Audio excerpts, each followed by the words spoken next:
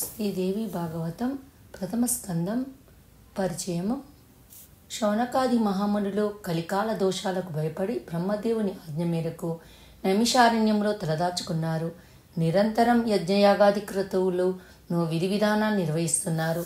మధ్యన విరామ సమయాల్లో కాలక్షేపం కోసం పురాణ శ్రవణం చేస్తున్నారు. అష్టదశ పురాణాలు రచించిన వ్యాస భగవానుడికి సాక్షాత్తు శిష్యుడైన సూతుడు ఒక్కొక్కటిగా పురాణాలు వినిపిస్తున్నాడు. అందరూ శ్రద్ధా భక్తులతో వింటున్నారు. ఒకరోజు శౌనకుడు, మహానుభావ సూత మహర్షి, అష్టదశ పురాణాలను సమగ్రంగా అధ్యయనం చేశావు. నువ్వు ధన్యుడివి. మీ గురువుగారి అనుగ్రహం వల్ల నీకు పురాణ లక్షణాలు, పురాణ రహస్యాలు అన్నీ పూర్తిగా అవగతమయ్యాయి. దీనికి తోడు శ్రోతలకు తనువు పులికించేటట్లు రోమహర్షణంగా కథ చెప్పే నేర్పు నీకు పుట్టుకతోనే లభించింది. మా అదృష్టం బాగుండి నువ్వు ఈ పుణ్యక్షేత్రానికి ఇలా దయచేశావు. మేమంతా ధన్యులము. చెవులుండి పురాణాలు వినని వాళ్ళు నిజంగా విధి వంచితులు.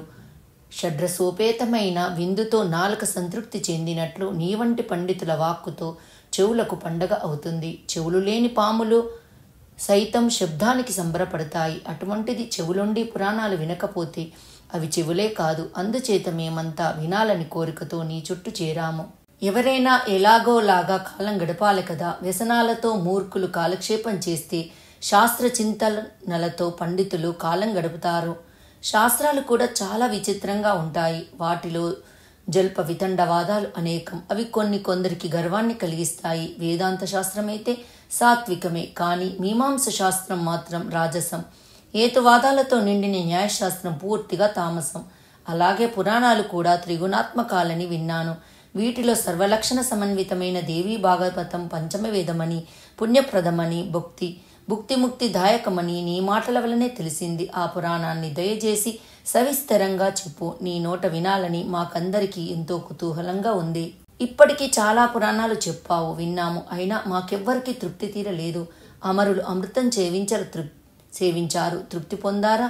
ఇంతకి ఏమిటట ఆ అమృతం గొప్ప? ఎంత సేవిస్తే మాత్రం ముక్తినిస్తుందా? అదే భాగవతామృతమైతే వెంటనే సంకటాలు తొలగిపోయి ముక్తి లభిస్తుంది.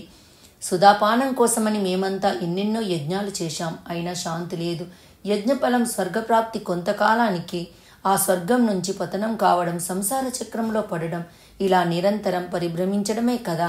త్రిగుణాత్మకమైన ఈ కాలచక్రంలో పడి తిరుగుతున్న మానవులకు మోక్షం లేదు. జ్ఞానం ఒక్కటే ముక్తి మార్గం. అందుచేత పరమ పావనము, అతి గుహ్యము, ముక్తిదాయకము, ముముక్షువులకు అత్యంత ప్రియమైన దేవీ భగవతాన్ని సవిస్తరంగా మాకు వినిపించు. ఈ అభ్యర్థనకు సూతుడు ఎంతోగానో సంతోషించాడు. శౌనకాది మహామనులరారా, నేను ధన్యుణ్ణి. నా భాగ్యమే భాగ్యము. వేద సంహితమైన భాగవతం చెప్పమని మీరు అడిగారంటే నేను పవిత్రుణ్ణి అయ్యాను. తప్పకుండా చెబుతాను. సర్వ వేదాలకు, సర్వశాస్త్రాలకు, సర్వ ఆగమాలకు సారభూతమైన దేవీ భాగవతం అతి రహస్యం, అతి గుహ్యం. అయినా మీ వంటి యోగ్యులు అడిగారు కనుక వివరంగా చెబుతాను. యోగులకు ముక్తిప్రదమైనది, బ్రహ్మాది దేవతలకు సేవ్యమై మునీంద్రులకు ధ్యేయమైన ఆ తల్లి పాదపద్మల జంటకు నమస్కరించి ఇప్పుడే మొదలు పెడుతున్నాను. శ్రద్ధగా ఆలకించండి. ఇది పురాణోత్తమము, సర్వరసాలయము, భగవతి అనే పేరుతో ప్రసిద్ధం. శక్తిని, విద్య, పరా, సర్వజ్ఞ, భవబంధ విచ్ఛేద నిపుణ మొదలైన నామధేయాలతో స్థితించబడుతూ మహామునీంద్రులకు ధ్యానములో మాత్రమే దర్శనమిచ్చే భగవతి ఈ పురాణంలో ప్రత్యక్షంగా కనిపిస్తుంది. సకల సిద్ధులు కలిగిస్తుంది. సదా సత్వరూపమైన ఈ అఖిల జగత్తును త్రిగుణాత్మకమైన స్వీయ శక్తితో తానే సృష్టించి, రక్షించి, కల్పాంతములో ఉపసంహరించి ఒంటరిగా వినోదించే ఆ విశ్వజననిని, ఆ లోకమాత మరొక్కసారి మనసులో స్మరిస్తున్నాను. వేద వ్యర్థలైన పౌరాణికులు బ్రహ్మదేవుడు సృష్టికర్త అని కదా చెబుతారు. ఆ బ్రహ్మదేవుడు శేషశయ్యపై విశ్రమించి విష్ణుమూర్తికి నాభికమలం నుంచి జన్మించాడని, అతడి సృష్టి స్వతంత్రం కాదని, జీవుల కర్మానుసారం జరుగుతుందని వారే అన్నారు. ఇంతకి ఆ విష్ణుమూర్తికి ఆధారం ఆదిశేషుడు, ఆదిశేషుడికి ఆధారం మహాసముద్రం. అది సలిలం, రసస్వరూపం. పాత్ర లేకుండా జలం నిలబడుతుందా ఎక్కడైనా? ఆ పాత్రయే, ఆ ఆధారమే జగజ్జనని. ఆ సర్వశక్త స్వరూపిణి పాదపద్మములకు శరణు వేడుతున్నాను. విష్ణుమూర్తి యోగ నిద్రలో ఉన్నప్పుడు నాభి కమలములోని బ్రహ్మదేవుడు ఆ జగన్మాతను స్తుతించాడు. సగుణ రూపిణి, నిర్గుణ రూపిణి, మాయా స్వరూపిణి, ముక్తి ప్రదాయిని ఆ తల్లిని ధ్యానించి దేవి భాగవతం సవిస్తరంగా చెబుతున్నాను, మునులారా వినండి. దేవి భాగవతం ప్రథమ స్కందంలో మొత్తం 16 కథలున్నాయి. ఈరోజు మనం ప్రథమ స్కందములో పరిచయ కార్యక్రమం తెలుసుకున్నాము.